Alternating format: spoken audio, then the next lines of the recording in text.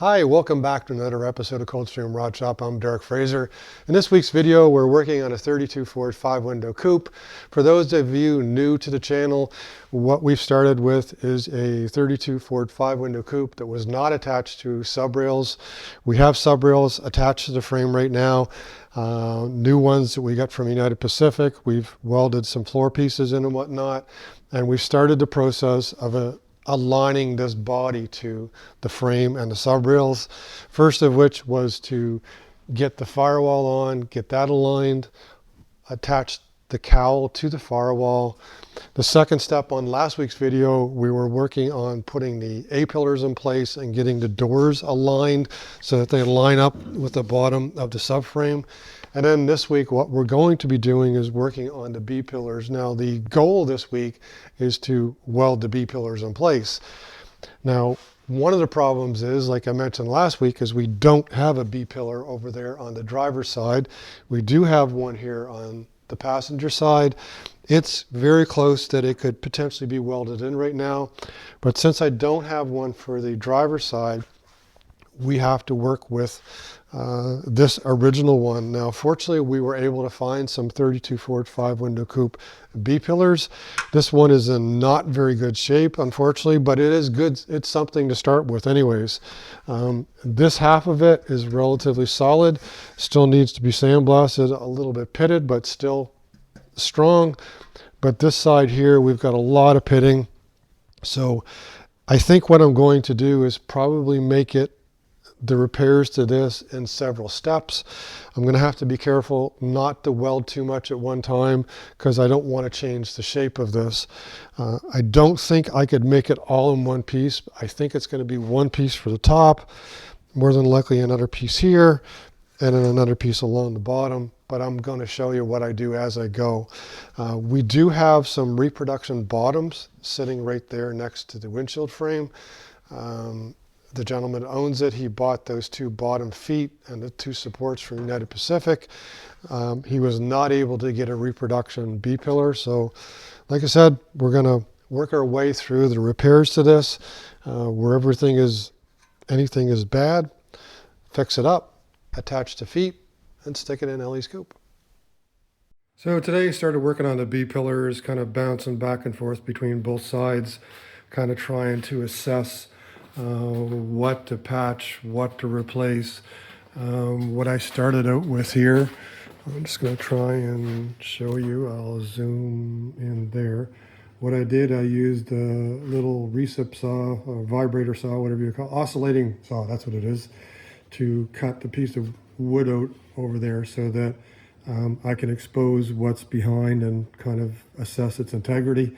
My assessment so far on the passenger side B-pillar is that I think I'm just going to cut, trying to get my finger here. I think I'm going to cut the bottom off and basically graft in the new piece there, what I need. It seems quite sound behind it. There's a hole in the support there I'm going to fill up, but there's a lot of rivets and a lot of spot welds there to cut out.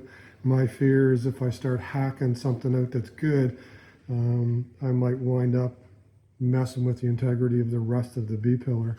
So that's the passenger side. That's the approach I think I'm going to take on this one.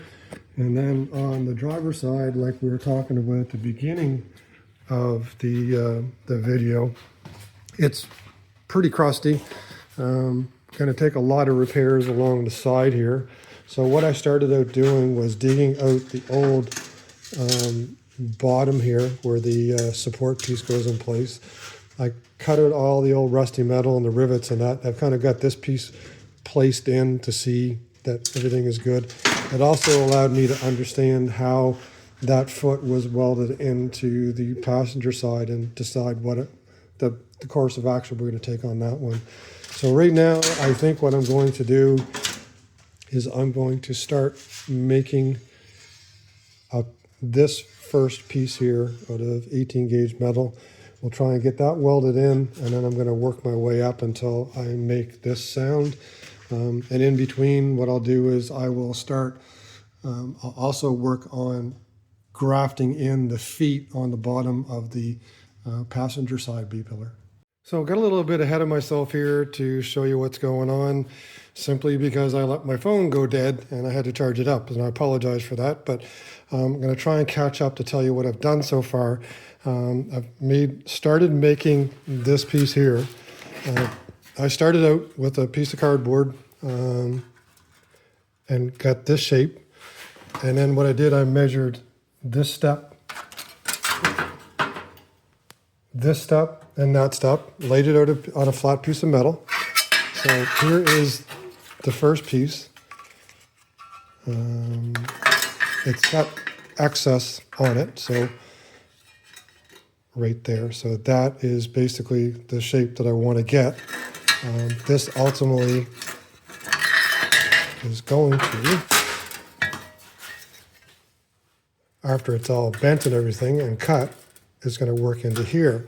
So the first step was to lay out this metal and then make my first bend here. Now this bend is on a radius, so what I had to do was go over to the tipping dies over here. I ran it through the tipping dies like I've done previously. Now it's a small piece of metal, so I was having to use these vice grips in order to tip it up. And then in order to finish bending it the rest of the way, essentially I put it over here on the vise and then tapped it with my nylon hammer until I got my first 90 degrees. Now the one thing, because this is a complex angle, where it's got an arc to it, when I bend the metal over, it doesn't do it straight. So what I'm going to have to do now is I'm going to have to try and shrink this so this becomes flat. So I've got enough power left in my camera here, so we're going to set the time lapse up and I'll show you what I'm doing.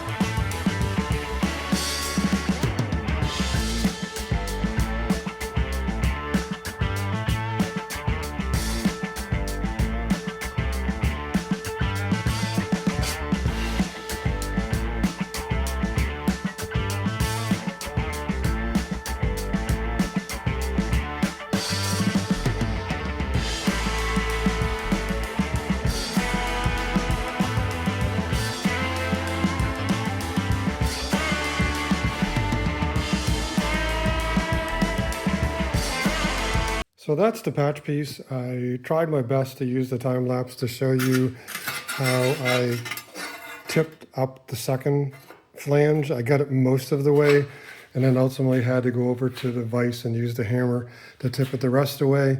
And then as the metal, because it's a curved surface, you're going to get some bending and stuff. So essentially you have to use the shrinker and the stretcher to correct it back to where you want to be. So where I'm at right now, I have to take this piece and then I'm going to use my template right there. I'm going to cut off the excess. Then we're going to cut out part of this section and try and weld it in.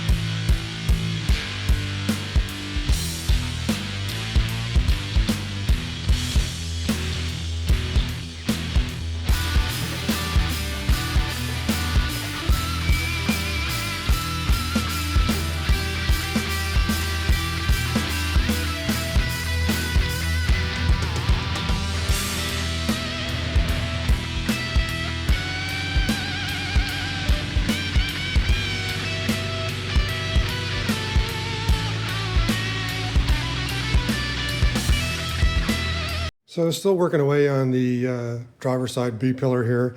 The repair that I just made was relatively simple and straightforward. It just basically was a piece of sheet metal bent at a right angle. I cut this piece out and then bent a piece on the brake, 18 gauge. I didn't do it all the way up here because I still need to make another patch to go along here. More than likely it's going to be patched all the way to this point. Seems to be relatively sound here. There's other little patches like this one that still have to be done, so going to carry on doing as many of these repairs to this. I'll show you as much as I can as I go. Set the time lapse up when I can. I don't want to set the time lapse up on everything because some of it's just repetitive. So anyways, follow along. We're gonna get this B-pillar fixed. So here's the next piece we're going to put in. Same thing as last time that I described.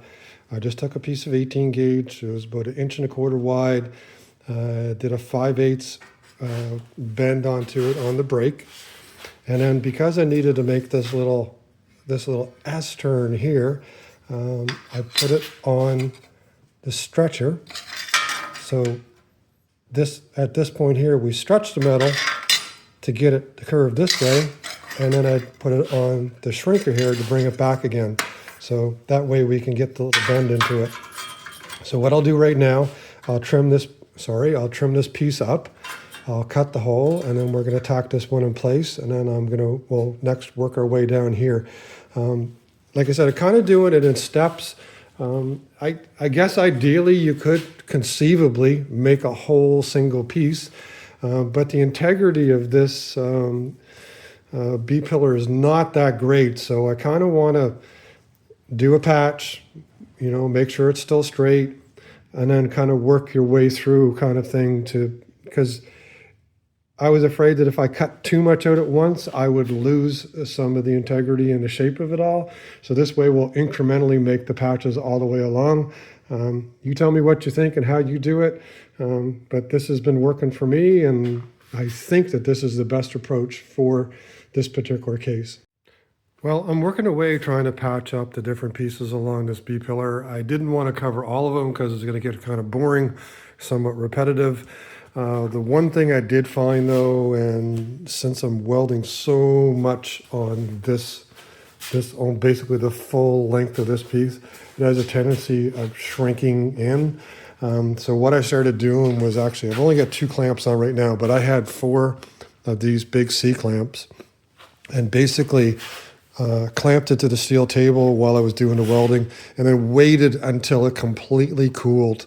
What that'll do, it'll lessen the amount that the column will actually bend, because what's happening is that on this side of the column, all the metal is contracting when it cools, so it's going to the column itself will actually start to bend a little bit. In the event that happens, what you've got to do is basically find out where the center of the bend is. And then if you have to, like for example, it was bent quite a bit. So what I did a little cut all the way through here, flattened it out, and then filled this in with metal until my column was straight. The alternative, even if you did, I think with a one piece from top to bottom, you still are going to have that issue, since all of the welding and the shrinking is done on this one side of the column. But anyways, between taking the column and putting it in the vise and bending it a little bit, and then actually, like I said, I did have to make a little pie cut here. I don't know if you can see the inside of the weld there or not, in order to flatten it out again. So the column is straight. I need to make a repair here again.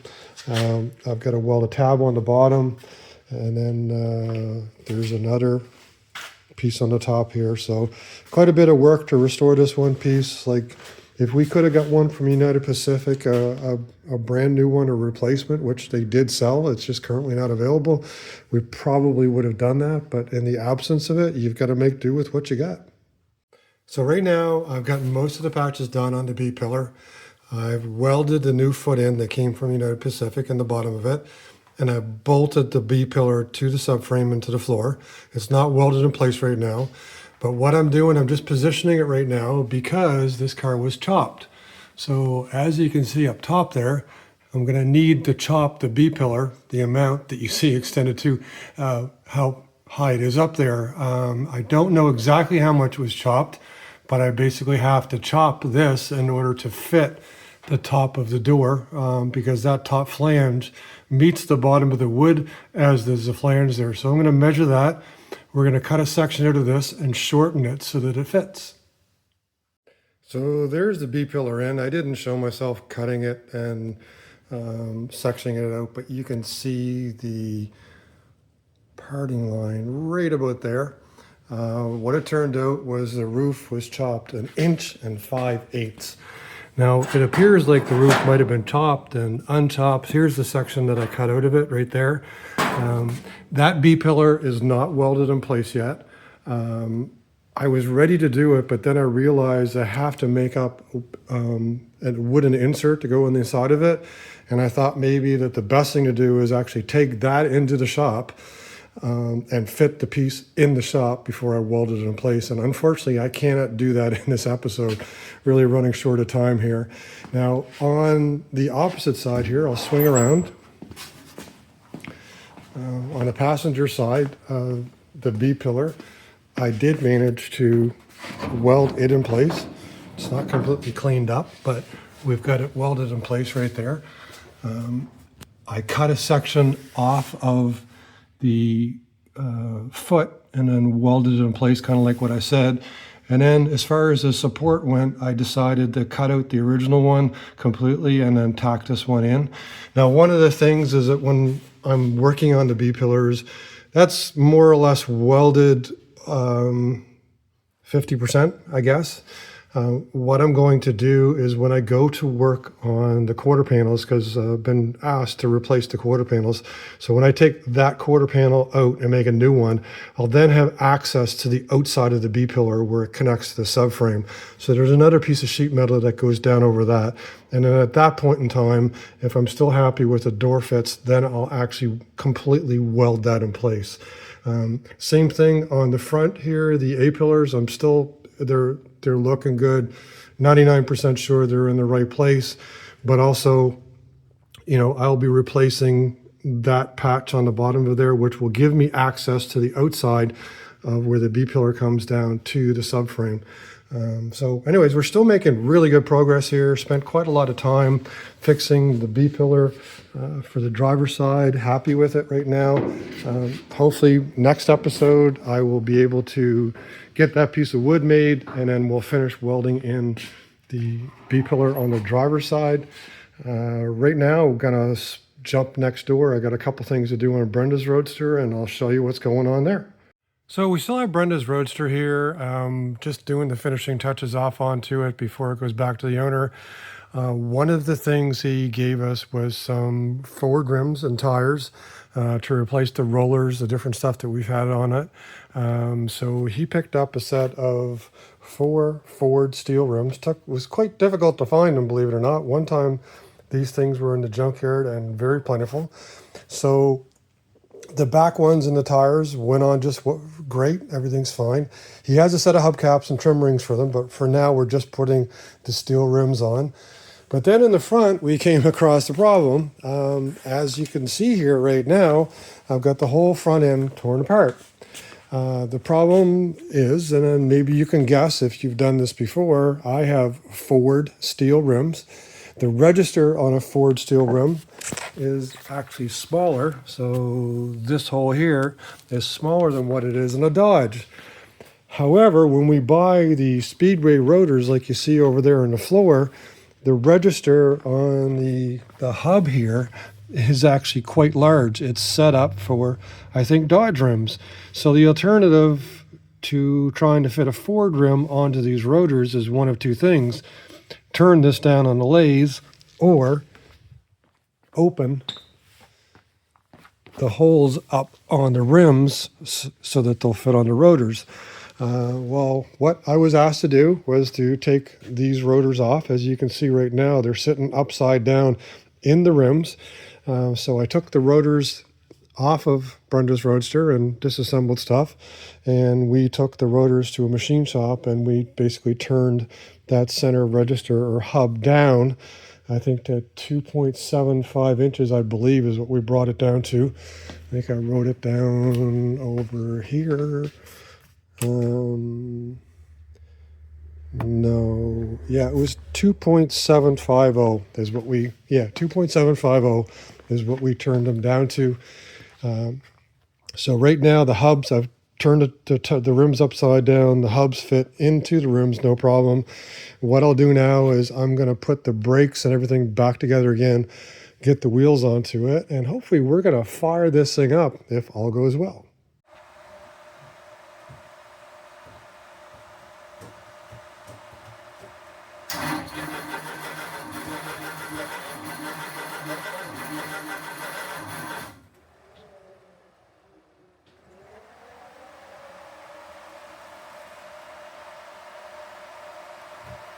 Don't take your finger gas in the air.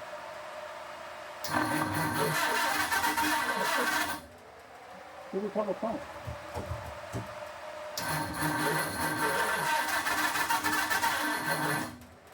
Starter's no good. Starter's no good?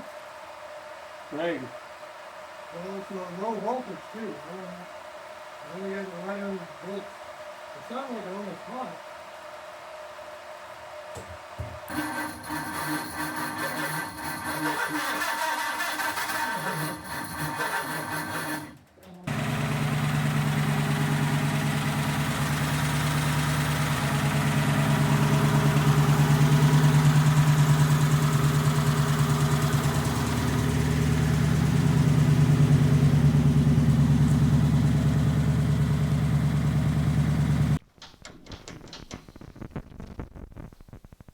Oh, speak. Oh, sorry. Okay. I finally got the front wheels on like I was talking to you about earlier. They did fit on like they're now supposed to since I got the rotor spindle or register turned down. So everything's good there. Wheels are all torqued on. Went through a few other things. I did start the car up before the filming just because I wanted to make sure nothing went really funny on me. So it's running. Everything is good so far. There's a lot of things that we have to do once it is running. So this is a flathead engine that was rebuilt with cast iron heads. One of the things that we're going to have to do, and this is a learning curve for me, is go through a couple, I guess, heat cycles, warm it up, cool it down, retorque, warm it up, cool it down, retorque. I've got to go around and check everything for leaks and everything else. Once I run through all of that stuff, then I'll jump in it and back it out and go forward and back. And if that's fine, then I'll take it for a little test drive down the road. But just to show you, it is alive now. It should just start up, but.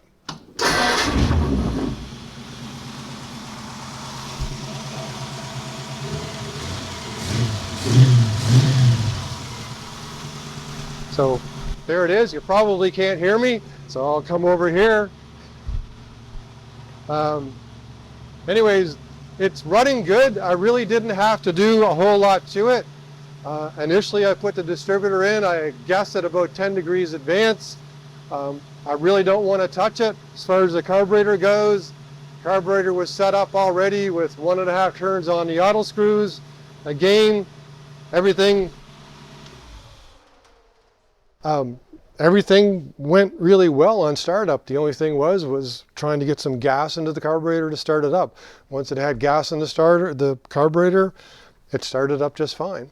So Brenda's Roadster is alive. Now we just have to do some shakedown stuff with it, like I said.